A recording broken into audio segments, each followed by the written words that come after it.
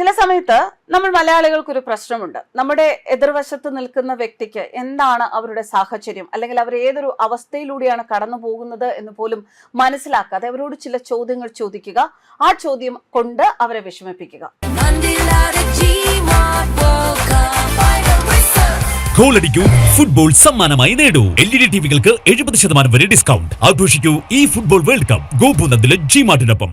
ഇപ്പോൾ ഇത്തരത്തിൽ ഒരു അനുഭവത്തെക്കുറിച്ച്, ഒരിക്കലും മലയാളികളെ കുറ്റം പറയുന്നില്ല ഇദ്ദേഹം, ഇത്തരത്തിലൊരു അനുഭവത്തെക്കുറിച്ച് വിശദമാക്കിയിരിക്കുന്നത് ഒരു അഭിമുഖത്തിലൂടെ ശ്രീ മണിയൻ പിള്ള രാജുവാണ്. മണിയൻ പിള്ള രാജുവിന്റെ വർത്തമാനങ്ങളൊക്കെ കേൾക്കാൻ മലയാളി എപ്പോഴും ഇഷ്ടപ്പെടുന്ന ഒരു സംഗതി തന്നെയാണ്. അദ്ദേഹം 50 വർഷങ്ങൾ തന്റെ ചലച്ചിത്ര ജീവിതത്തിൽ തികയ്ക്കുകയാണ്. ഇതിനോട് അനുബന്ധിച്ച് അദ്ദേഹം നൽകിയ ഒരു അഭിമുഖത്തിലെ ചില പ്രധാന ഭാഗങ്ങൾ, അഭിമുഖത്തിന്റെ വിശദാംശങ്ങൾ വായിച്ചപ്പോൾ ഇത് പ്രേക്ഷകരിലേക്ക് എത്തിക്കണമെന്ന് തോന്നിയത് കൊണ്ടാണ് കൊണ്ടുവരുന്നത്. അതായത് മലയാളികൾ അവർ സാഹചര്യങ്ങൾ മനസ്സിലാക്കാതെ ചില ചോദ്യങ്ങൾ ചോദിക്കും.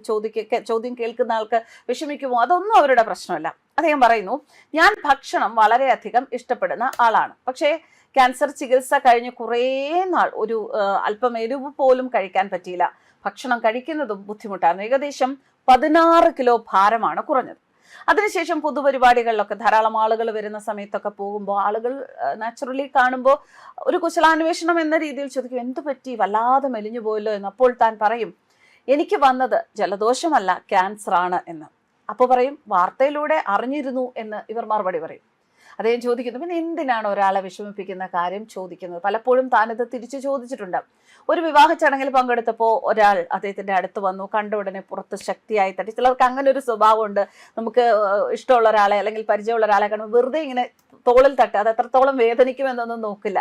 എന്നാൽ രാജു പറയുന്നു, എനിക്കങ്ങനെ പുറത്തടിക്കുന്നത്, കൈ ഞെരിച്ച് ഷേക്കാൻഡ് ചെയ്യുന്നതൊന്നും ഇഷ്ടമല്ല. അതൊന്നും ഈ കൂടെ നിന്ന ആൾക്ക് അറിയില്ലായിരുന്നു. അതിനുശേഷം അടുത്ത ചോദ്യം വരുന്നു, രാജു ഇത്ര മെലിയൻ എന്താ ചെയ്തത് എന്ന് പറയൂ, എനിക്കും ആ ഐഡിയ അറിയണം. അത് കേട്ടപ്പോൾ വല്ലാതെ തനിക്ക് വിഷമമായി എന്ന് രാജു പറയുന്നു. അദ്ദേഹം മറുപടി പറഞ്ഞു, ഒന്നുമില്ല, ക്യാൻസർ വരാൻ പ്രാർത്ഥിച്ചാൽ മതി, തനിയെ മെലിഞ്ഞു പോകും.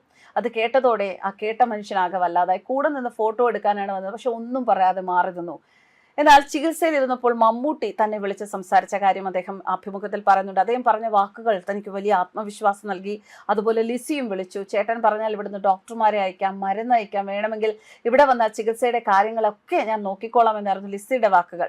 അങ്ങനെ ഒരുപാട് പേര് വിളിച്ച് തനിക്ക് ധൈര്യം നൽകി. മോഹൻലാലും സുചിത്രയും മമ്മൂട്ടിയും ഗണേഷ് കുമാറും ഒക്കെ വീട്ടിൽ കാണാനൊക്കെ വരാറുണ്ടായിരുന്നു എന്നാണ് രാജു പറയുന്നത്. രാജു എന്ന് പറഞ്ഞാൽ അദ്ദേഹം വളരെ രസകരമായി നർമ്മബോധം തുളുമ്പുന്ന കഥാപാത്രങ്ങളാണ് ധാരാളം ചെയ്തത്. അദ്ദേഹത്തിന്റെ സംസാരത്തിലും ആ ഒരു നർമ്മം നിറഞ്ഞു നിൽക്കുന്ന ഒരു വ്യക്തി തന്നെയാണ്. പക്ഷെ അദ്ദേഹം അതിലെല്ലാം ഉപരിയായി ഒരു നല്ല മനുഷ്യനാണ് എന്നതുകൂടി നമ്മളെല്ലാവരും മനസ്സിലാക്കണം. അതിനൊരു സംഭവം അദ്ദേഹം തന്നെ ഒരു ചോദ്യത്തിന് ഉത്തരമായി ഈ അഭിമുഖത്തിൽ പറഞ്ഞതാണ്.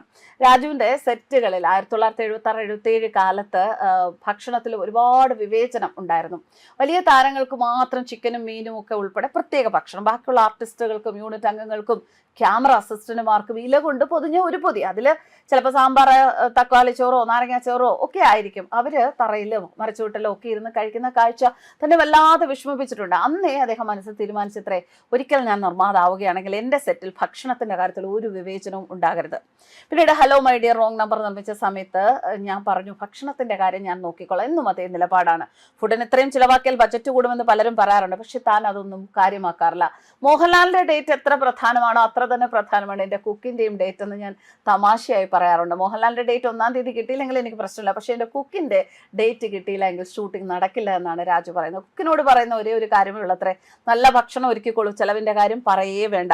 100 കണക്കിന് ആളുകൾക്ക് കോടിക്കണക്കിന് രൂപ പ്രതിഫലം നൽകുന്ന ഒരു സിനിമയിൽ യൂണിറ്റിലെ എല്ലാവർക്കും നല്ല ഭക്ഷണം നൽകാൻ കുറച്ച് പണം ചിലവഴിച്ചാൽ അത് തെറ്റൊന്നുമില്ല, അതിന് ഒരു മനസ്സ് മാത്രം മതി. സത്യത്തിൽ ഞാൻ വളരെ പേടിയുള്ള ആളാണ് എന്നും അദ്ദേഹം പറയുന്നു. ക്യാൻസർ ആണ് എന്നറിഞ്ഞപ്പോൾ ആദ്യം വിളിച്ചത് മമ്മൂട്ടിയായിരുന്നു അത്രേ. അപ്പോൾ അദ്ദേഹം പറഞ്ഞു, ഫൈറ്റ് ചെയ്യണമെടാ, ഫൈറ്റ് ചെയ്യണം, നീ ജയിക്കും. ആ വാക്ക് എനിക്ക് വലിയ ആത്മവിശ്വാസം തന്നു. റേഡിയേഷൻ ചെയ്യുന്ന സമയത്ത് തല മുഴുവൻ മാസ്ക് ഇട്ട് അനങ്ങാതെ കിടക്കുമ്പോൾ ഇരുട്ടിനും അടച്ചിട്ട സ്ഥലങ്ങൾക്കും ഒക്കെ വലിയ പേടിയായിരുന്നു. പക്ഷെ MRI എടുക്കുമ്പോഴും ഒക്കെ പേടിയാണ്. റേഡിയേഷൻ സമയത്ത് ഇങ്ങനെ മനസ്സിൽ ആവർത്തിച്ചുകൊണ്ടിരുന്നത് മമ്മൂട്ടിയുടെ ആ ഫൈറ്റ് ചെയ്യണം എന്നുള്ള വാക്കുകളായിരുന്നു. അത് പറഞ്ഞതുകൊണ്ടാണ് ഓരോ ദിവസവും ആ 15 മിനിറ്റ് താൻ സഹിച്ചത്. റേഡിയേഷൻ ചികിത്സ ഭയങ്കര ബുദ്ധിമുട്ടായിരുന്നു. അവസാനം ഡോക്ടർ അടുത്തൊരിക്കൽ ഒരു തമാശയും ചോദിച്ചു, ഓണത്തിന് ഓഫർ വല്ലതും ഉണ്ടോ എന്ന്. ഒരു ദിവസം കുറയ്ക്കാൻ പറ്റില്ല. അപ്പോൾ ഡോക്ടർ ചിരിച്ചുകൊണ്ട് പറഞ്ഞു, ഇത് പ്രോട്ടോക്കോളാണ്, 30 സെഷനും പൂർത്തിയാക്കണമെന്ന്. അങ്ങനെ തൻ്റെ ജീവിതത്തിൽ വന്ന ഈ പ്രതിസന്ധികളെയും ഒക്കെ രസകരമായി കാണുന്ന ഒരു വ്യക്തിയാണ് അദ്ദേഹം.